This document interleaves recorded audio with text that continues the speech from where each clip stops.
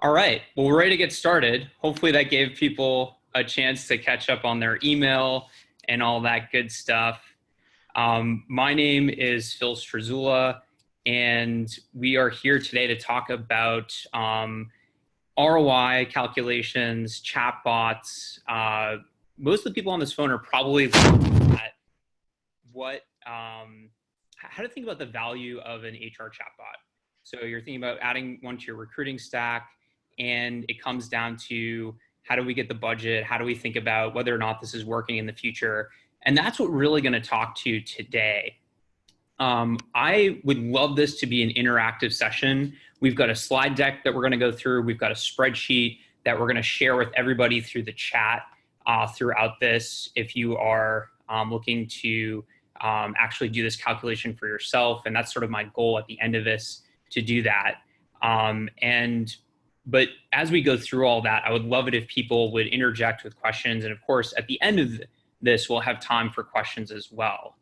I'm going to get the slide deck pulled up here on my screen. And Kayla, while we're doing that, would you mind just sort of like going through your quick background and all that stuff? And again, everybody, apologize for the technical difficulties, but hopefully now we should be good to go. Hey guys, yeah, thank you for the quick little intro there, Phil. I can introduce myself really quick. My name is Kayla Kozan. I work for a company called Ideal, and we do have a chatbot feature as basically one part of what we do for recruitment companies, anyone who's doing high volume hiring.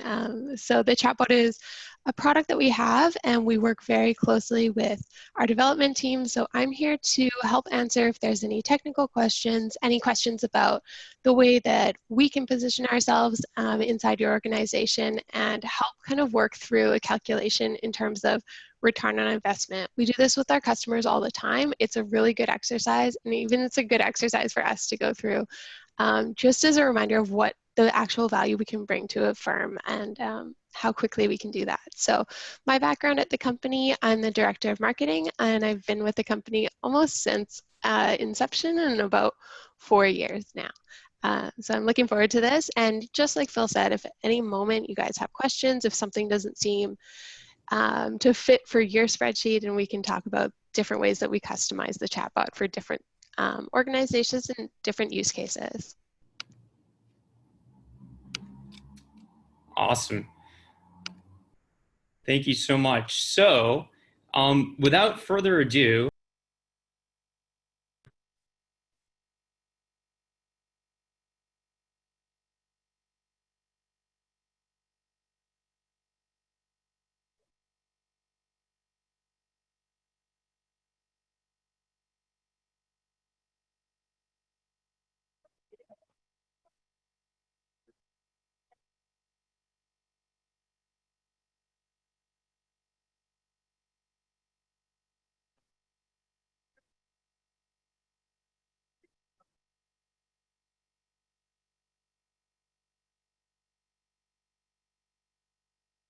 Zoom.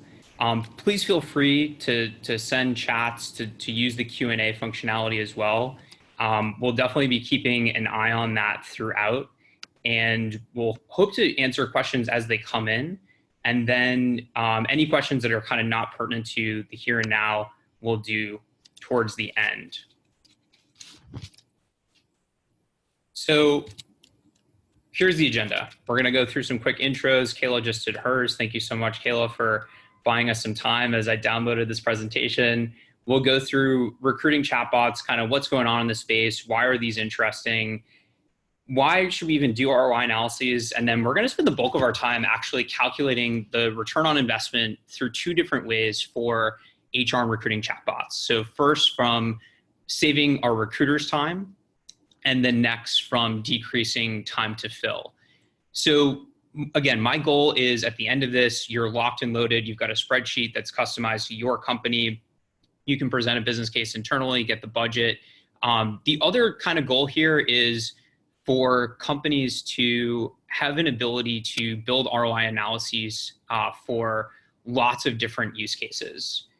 So maybe that's for a new applicant tracking system. Maybe it's for kind of any initiative that you have in the back of your head. All right, so a little bit about me.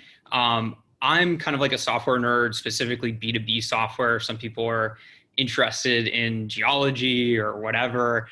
For whatever reason, I've always kind of gravitated towards this space. I started my career off working at a venture capital fund called Bessemer Venture Partners, doing early stage investing into companies that did everything from sales technology to HR software. You probably know Bessemer from investments in companies like LinkedIn, Pinterest, Twilio, Shopify, many, many more. Went to business school at HBS, learned how to program. Again, who learns how to program? It's somebody who's kind of a software geek. Started this company called Next Wave Hire and got into this HR space. And I've been in the HR tech, HR space for 5+ years.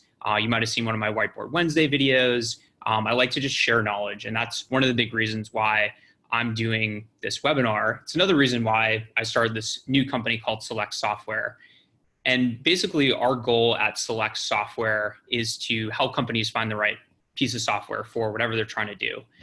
It's all for free for the users. We charge the vendors to do some different things, help them on their business. But essentially, if you're looking at a new applicant tracking system, there's 300 systems out there. What are the 5 you should look at? What are the questions you should ask those 5? How do you think about budgeting, ROI, all that good stuff? That's what we do at Select Software. You can check out the website, selectsoftwarereviews.com. Kayla did a phenomenal job of introducing herself. We partnered with Indeed on this because we think they have a phenomenal product. They're really intelligent how they think about the whole employee life cycle, how their product fits into it. And as you'll see, there's some really interesting data actually along these lines that we think makes ideal and interesting solution for folks who are out there looking at HR chatbots. And if you see me looking to the side, I'm just looking at the questions as they come in. And again, if your question's super relevant to the here and now, we'll answer it. Otherwise, we'll kind of leave it towards the end. All right. So chatbots.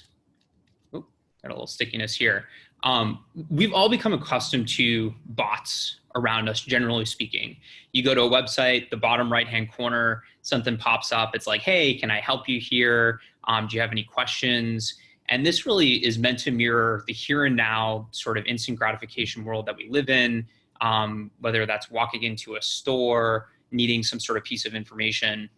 We're just used to getting it. The brands that can provide it are usually the brands that get more customers and continue to grow.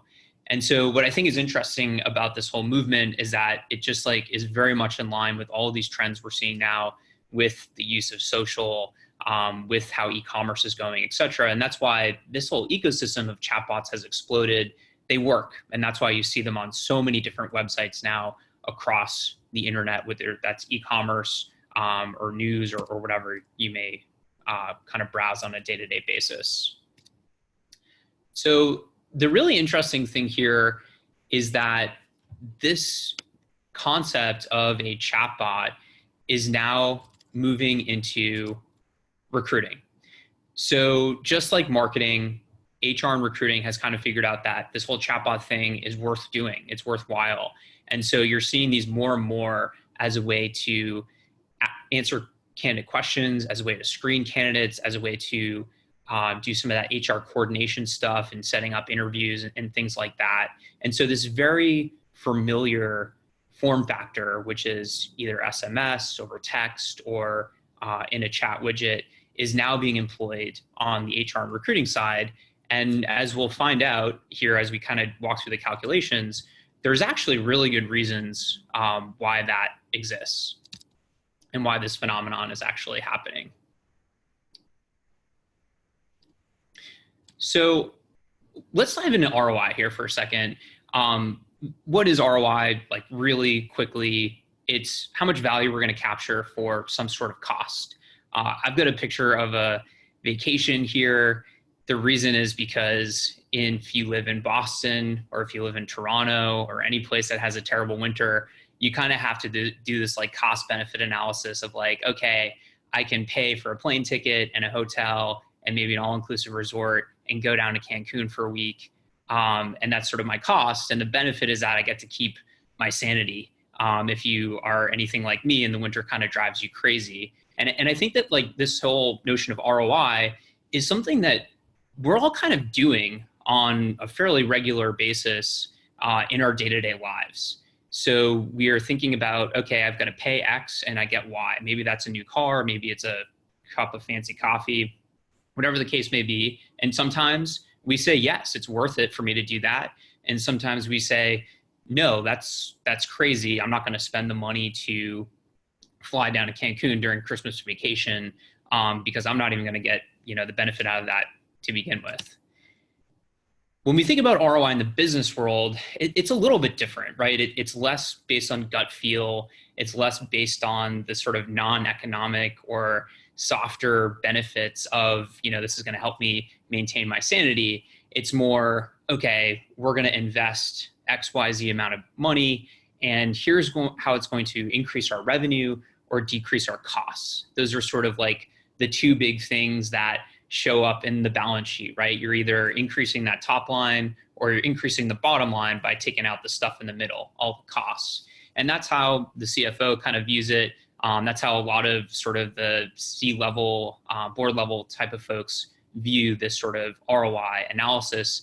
And that's really how we're going to be looking at it today. And specifically in a spreadsheet, which I will send you the link to in a second as we get to that part of the presentation. So I think it's important, like this is a little bit meta, but the ROI analysis is essentially like, why do a given project? And so I'd love to explore why even do an ROI analysis in the first place. Basically, I think it's important because if you're not doing this sort of strategic level thinking, you're going to have a hard time getting credibility in the organization, which means that your projects are going to be stonewalled. You're not going to get the budget. The security team isn't going to prioritize dealing with you because they've got a million other things on their plate. They don't want to look at your new tool. The implementation is going to be harder. The different functions in the organization are going to be more and more reticent to actually partner with you and do the things that you need to do. And so I think it's very important to be this rigorous in your thinking from a personal career perspective and getting that a new initiative across. I also think it's interesting from a personal growth perspective because if you do a bunch of analysis up front, you then get to review that analysis in 6 months, in 18 months, and figure out, okay, what did I miss or what did I get right or what did I get wrong? For example, this morning I was thinking about doing this like real estate investment thing here in the Boston area. And I basically just wrote down like all my assumptions, like why do I think this is a good investment? And in 6 and 18 and 5 years from now, I'm going to look back on that and I'm going to say, okay, I was right about this, I was wrong about that. And it's going to make me smarter and better for the next opportunity that I have, whether that's an investment or buying a new tool or what have you. And so that's why I feel so passionately about doing these sorts of analysis, thinking about this way. And that's why we kind of put this together in the first place. Okay, so let's talk about the actual value that we get out of doing one of these HR chatbots. So we're going to do two different calculations. The first one is all about the return on investment from recruiter time saved. So this is going to be about saving your recruiter's time and how much does that actually translate into in terms of dollars and cents.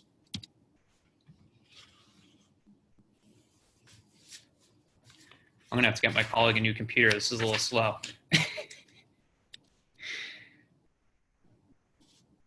So one way that an HR chatbot saves your recruiter's time is through less time screening. So let's say, for example, you're hiring for a high volume role and your people are spending tons of time on the phone, double checking that people have work authorizations, making sure that they're not looking for health benefits, like whatever the case may be.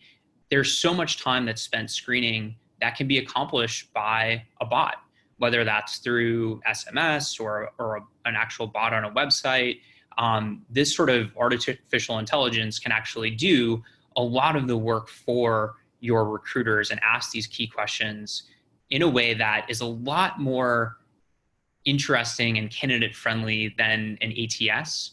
And so you're getting lower drop off than having somebody fill out 10 different forms, but you're also able to save your recruiters a bit of time. One of the other major ways it saves time is less time interviewing. So when people are better screened, that means that you can interview the right people. And what Ideal found, which was super interesting, is that you can actually spend 40% less time interviewing to get the same number of phenomenal hires.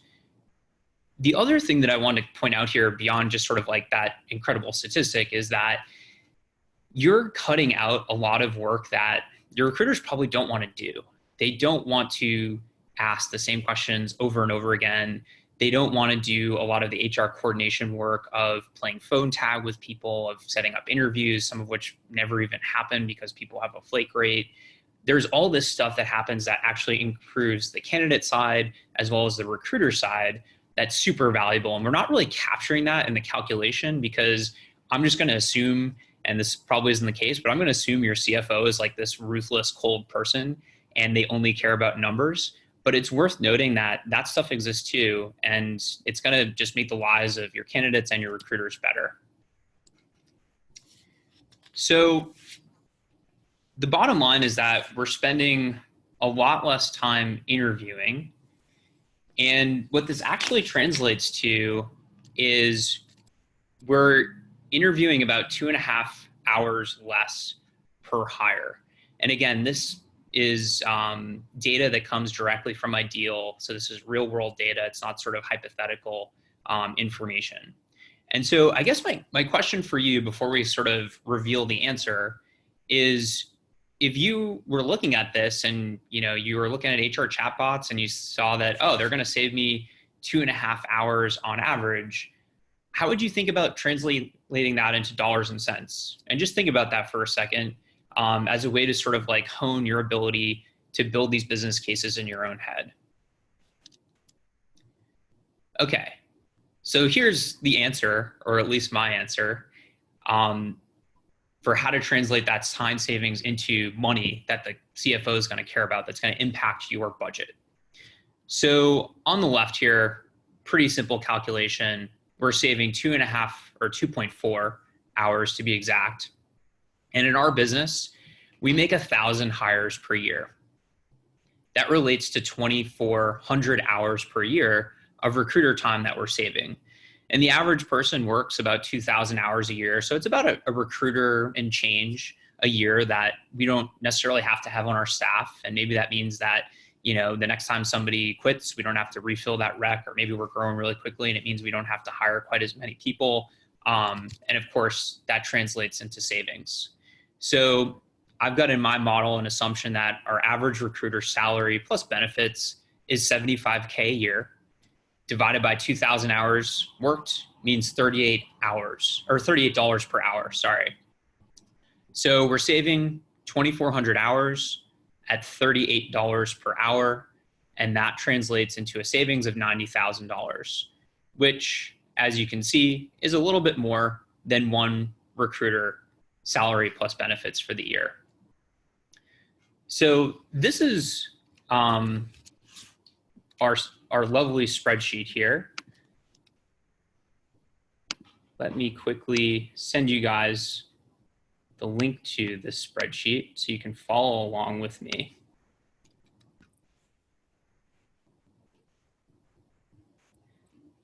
All right, so in the chat, you probably just saw I dropped in this link here. And yes, Tiago, to answer your question, there will be a recording of this sent via email. So if anybody wants to review this, especially with the spreadsheet, they can do that very easily. So I just dropped that into the chat. Feel free to download that spreadsheet. I'll also link to it later on so that you can download it if you don't want to look at it quite this second. But the whole point of the spreadsheet is really to design a return on investment calculator that's designed for your company. So I'm going to go through the spreadsheet really quickly so you kind of know how to use it, as well as the people who are listening to this recording, and show you exactly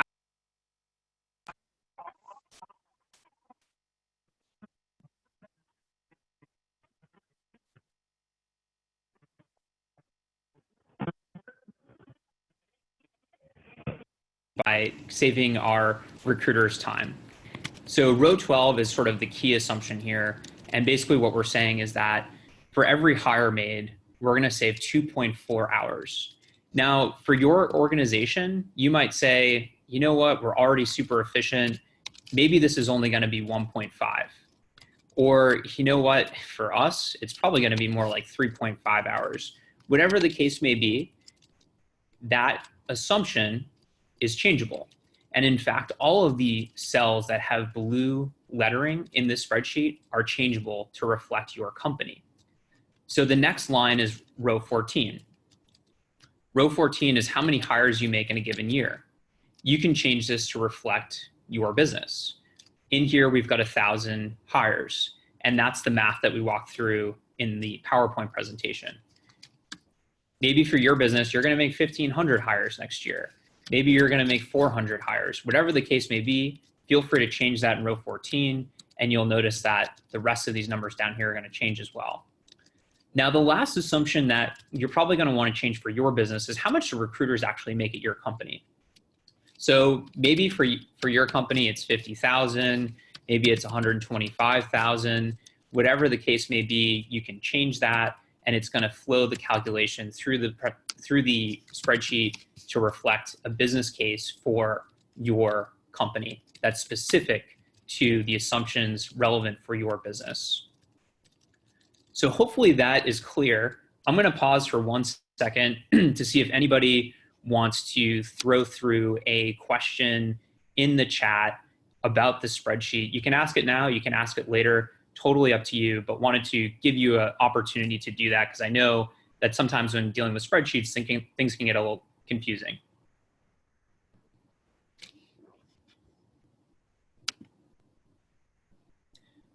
Okay, it looks like there's no questions at this point. So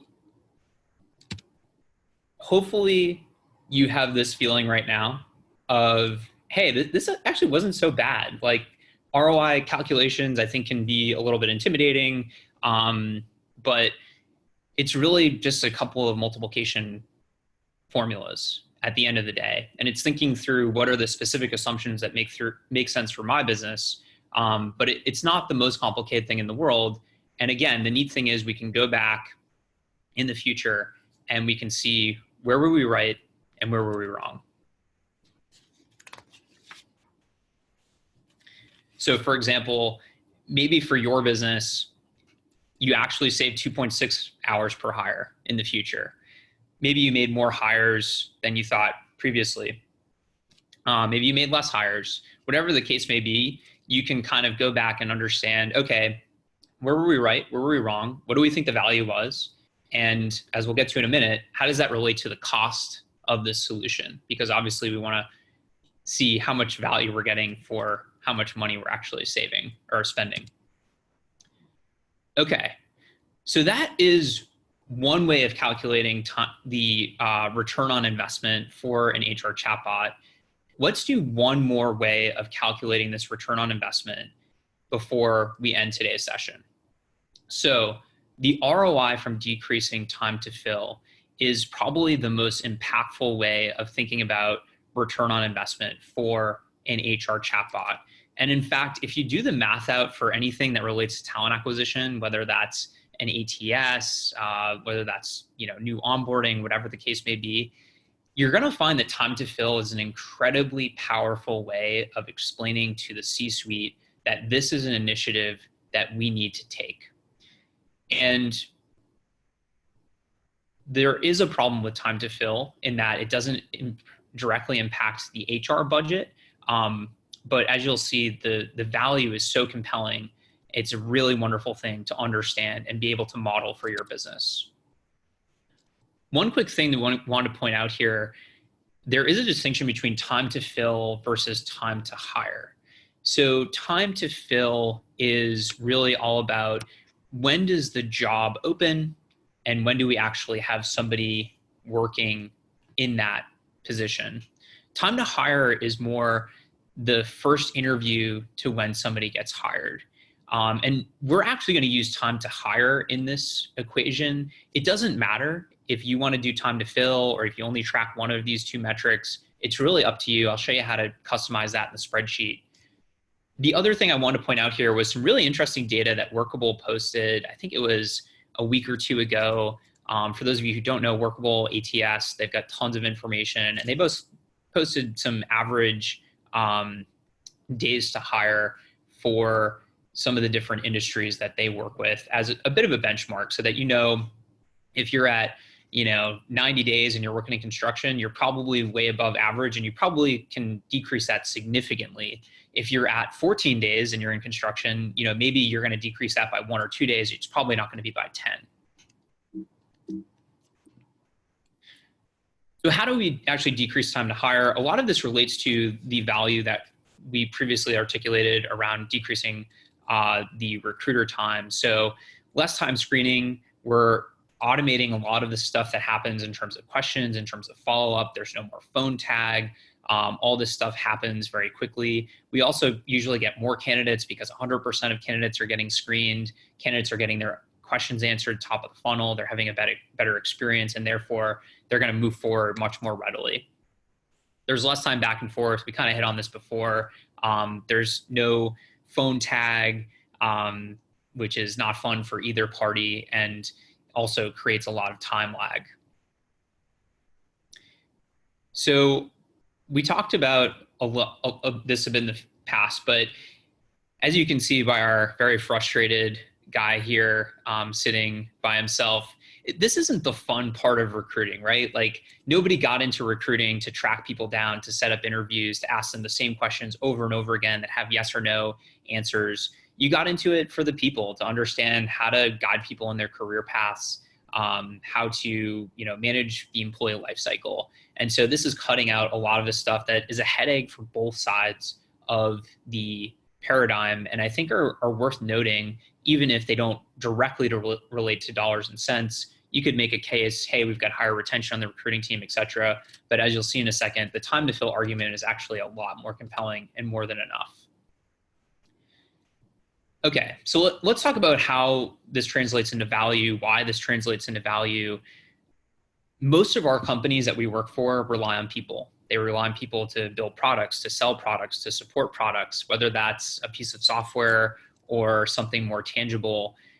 People drive businesses forward, and that's why people work at companies.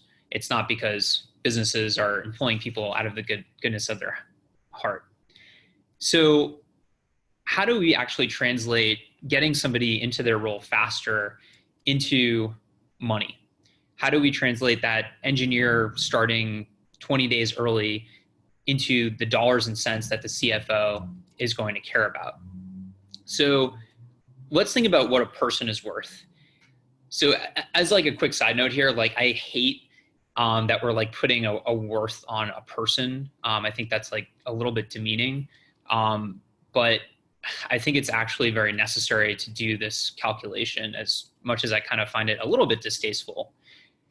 The bottom line is that a person is worth at least their salary to the company. If they weren't, then that company wouldn't be employing that person. Businesses are for profit. Maybe if you have a government job, it could be a little bit different.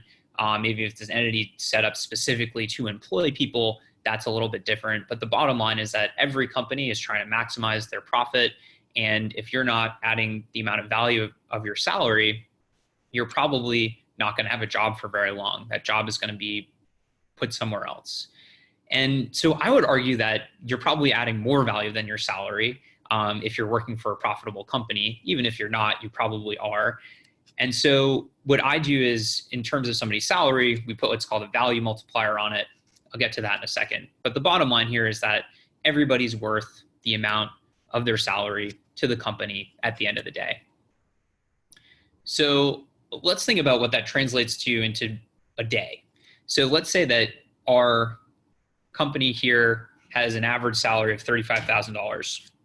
And I say company, if you think about this, you could easily do it per role. So if it's like, okay, we want to do this analysis just for retail associates because that's what we're using a chatbot for, or we want to do this just for our customer service reps because that's what we're doing chatbot for. Whatever the case may be, if that's what you're going to do, just change the model to reflect only those roles. Okay, $35,000 per day, 365 calendar days. I did calendar days as a bit of a simplification, 95 bucks per day. Okay, so let's say your value multiplier is 1.5 here. So what is this person worth to the business per day? Well, we're paying them 95 and they give us $143 of profit, or I'm sorry, of value, which means that the profit is 143 minus 95. So this is a nice profitable company. And when they pay somebody 95 bucks, the value they get is 143. So that's basically what somebody is worth per day. And so again, think about how you'd actually finish out this calculation. So let's say $143 per day, we're saving 4 days. Let's say our time to hire goes down by 4 days. Maybe it went from 30 to 26. So we're getting that person in there faster, ramped up, they're adding, they're contributing to that business. The store is no longer understaffed, it can do more revenue. Customer service is no longer understaffed, our employee or customer churn goes down, et cetera. And then we multiply that number by the number of hires that we make per year. And as you can see, it can very quickly become a large number that we are helping the business out with. So again, this calculation, we'll do it in the spreadsheet in a second here. It's how much money per day is this person adding in value? How many days are we getting them in there faster so that they can add value to the company? And then how many hires are we doing that for? And that kind of gets us our total value here. So this is what it looks like in the spreadsheet. Let's actually go back to that spreadsheet. So if you want to open it up on your end and take a look at it, feel free. You'll notice that the two different kind of value streams here are captured under these blue bars. So we'll go down to row 23, time to hire savings. So let's say we decrease time to hire by 4 days. So this cell here, B24, this is our current time to hire. And by the way, if you're using this spreadsheet, notice how the value here is 24. It's not 24 days. I did some stuff with the formatting to add days in there, but we just put a number in here and that allows us to actually run calculations on it. If you want to, get tricky and figure out how to do that, just hit Command 1 on a Mac or Control 1 on a PC, and it'll show you how to do that. But enter in your current time to hire. Maybe it's 30 days, maybe it's 24, whatever the case may be. And then what's your projected time to hire?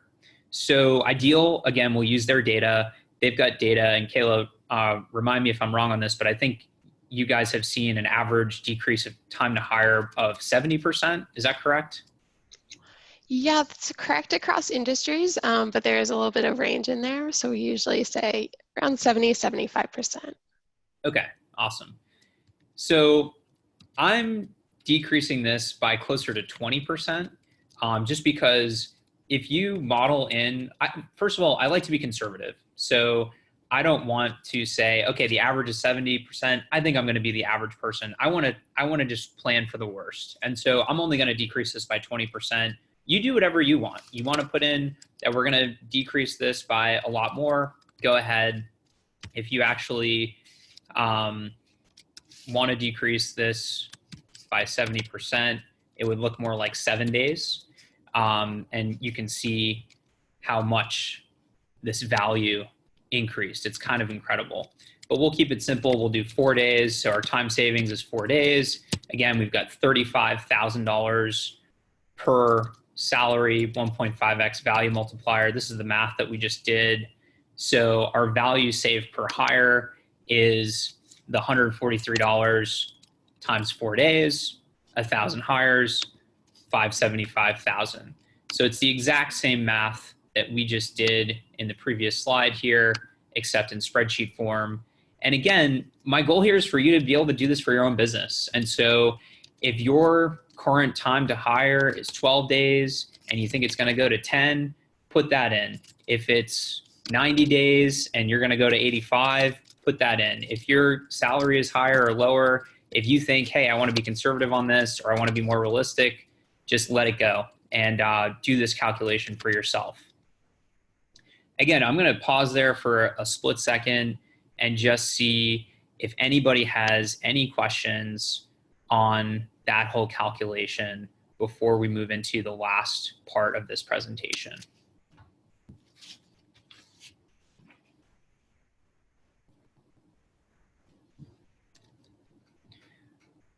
All right, awesome.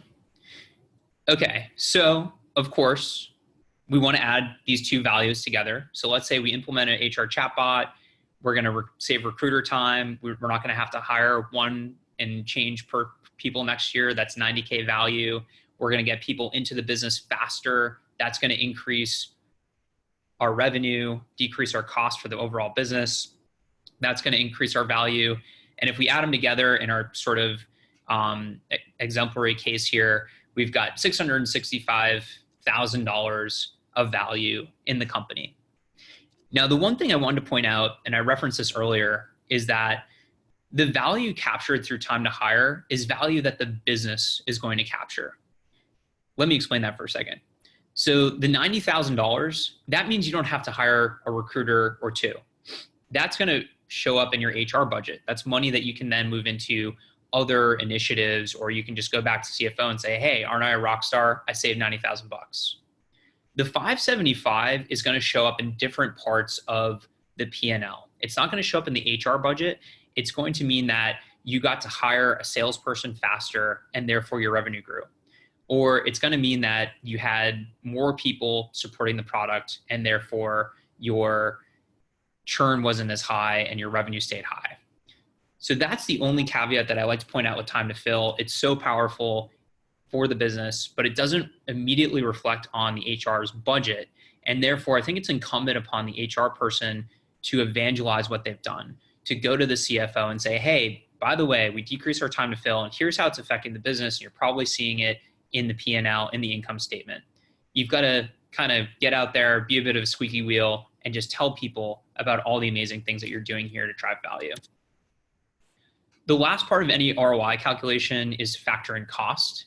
So let's say, for example, here that we've got total value of 665,000 bucks. We've got a cost of $100,000. This is just sort of a random number pulled out of our hat.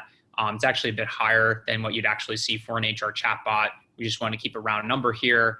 And so the return on investment is a whopping $565,000. If you go back to the spreadsheet, you'll see that below the value calculations, you're going to see that last line is basically how much value you're capturing relative to the cost that you're going to have to actually buy and implement this piece of software. All right, so we're coming to the end here.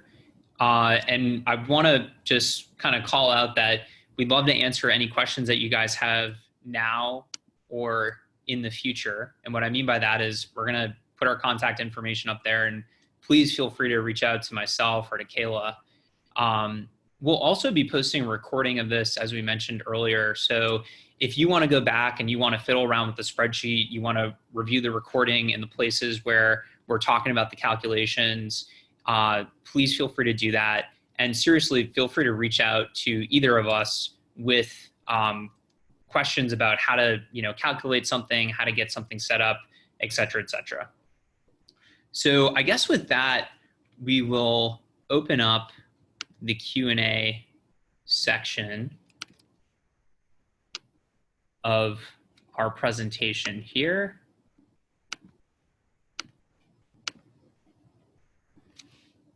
All right.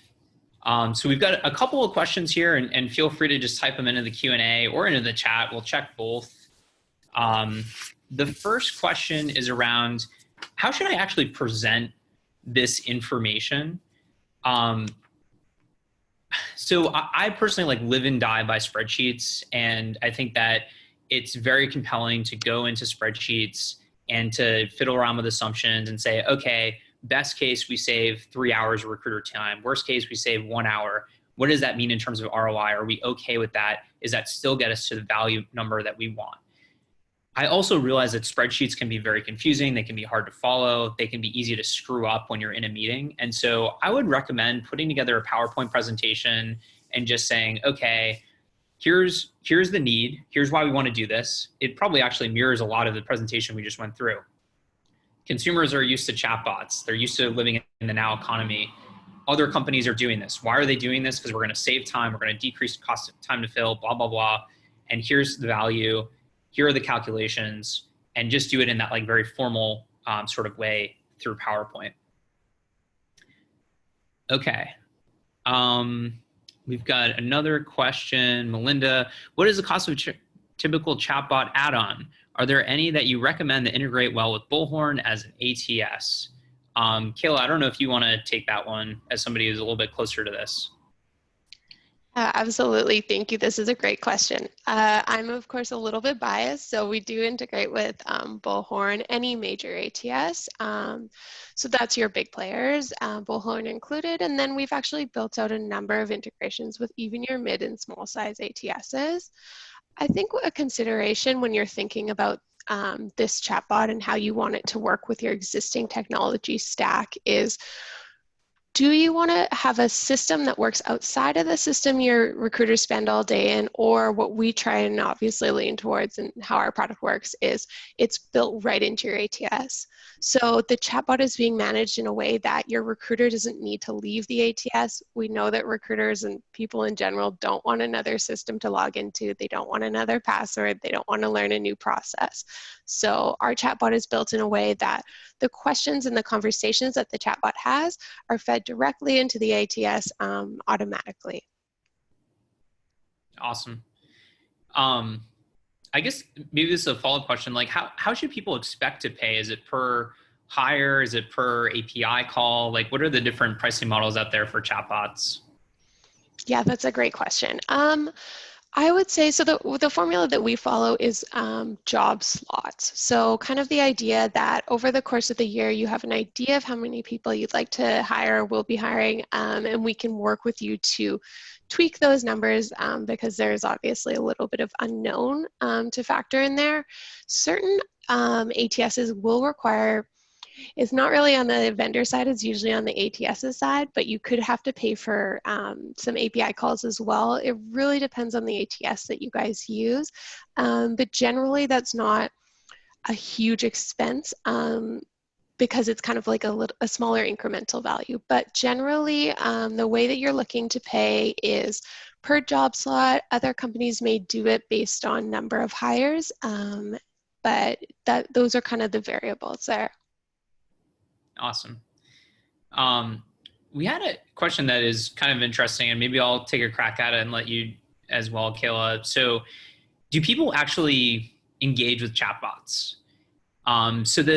What's really cool, so I'm like again, software nerd, hang out a lot with like, VCs and all that good stuff. And what's kind of cool is what's happening in the world of marketing is companies are using bots more and more to engage with their customers. So to re-engage them. So think about like MailChimp with email. Now there's all these solutions that allow you to build a following that engages with you through a bot. And specifically, this is happening a lot on Facebook. So if I'm like a local pizza parlor, I get people to engage with my bot.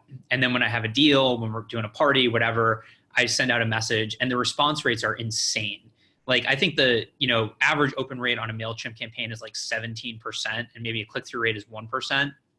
Kayla, as a marketer, the average response rate on these Facebook chats is like 60% or something like that. Like it's literally like 50 or 60 times what email is. And so it's happening in the marketing sphere. And I think you guys have a stat that it's like 90% engagement rate or something like that, right?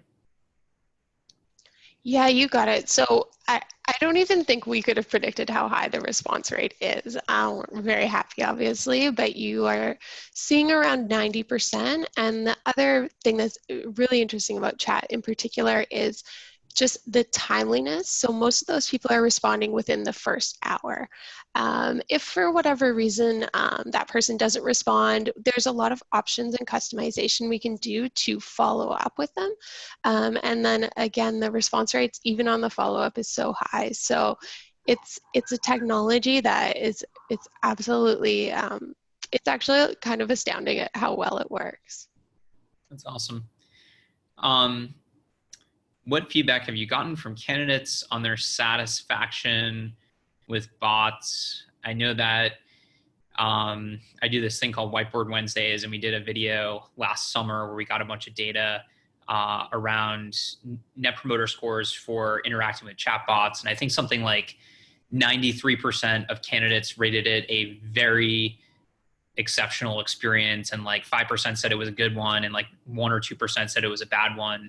Kayla, I don't know if you guys have any stats on that or what you've seen anecdotally. Yeah, I would say right now what we have is more anecdotal data. I wouldn't want to say we have anything kind of written in stone yet, as we are. These technologies are all very new and have been implemented by companies, I mean, in the last year or two. So anecdotally, a concern that our customers have is that it's impersonal, and that's totally understandable. The idea that is someone really going to want to hear from a bot versus a person. But what we always have to kind of scale back and consider is that right now these candidates aren't hearing from anyone. Anything that's once you get into high volume hiring, for the most part, and there's some companies that are able to kind of do it better than others, but we call it the candidate black hole. So that's basically any job that a candidate applies for and doesn't hear anything. So we actually have a video. We went kind of just polling people in the streets, and maybe we can link to it, about the idea of a chatbot. And the feedback was, I would absolutely love to have integration with a chatbot just to let me know where I am along the candidate experience and along the candidate process. So that's even some candidates in some processes right now, they don't even get an email when they've submitted their applications. So that causes obviously a lot of confusion and frustration for the job seeker. So to be able to key off the chatbot just to say, hey, we've received your resume, or we have 3 more screening questions for you, this is where we're at, it informs the candidate in a way that most companies cannot do at scale right now. That's awesome. I would love to see that video. I've thought about doing man on the street videos. It's just intimidating to approach random people, and you never know what's going to happen. Okay, last question. How else should we think about doing ROI analyses for other HR tech options? So I guess this is sort of like a general question. And my advice would be, hopefully the spreadsheet is what you need. You're locked and loaded to do this for HR chatbots. If you're doing it for new ATS, whatever the case may be, and you're not really sure how to go about this and how to start, one, honestly, send me an email. I'll send you some guidelines and some help. But 2, find somebody in your organization who just thinks like crazy analytically. They're probably somebody who's like senior on the finance team, maybe somebody who worked in finance at an investment bank or something like that, has their MBA, and just be like, hey, like here's what I'm trying to do. Here's why I'm trying to do it. Can you help me translate this into some sort of dollars and cents spreadsheet that I can present to get budget? I think that's a really good place to start. And I also, again, would say, hey, check out Select Software, because we have a lot of these sorts of things in there, like these spreadsheets and whatnot. So that's it, guys. It's now 3:00 Eastern. Thank you all so much. Thanks to Kayla and Ideal, the amazing team. Sorry about all of the technical difficulties, but I'm glad we got to get together and chat about this. Please look for the recording from us, and feel free to reach out with any questions. Great. Well, thank you so much, Phil. Bye.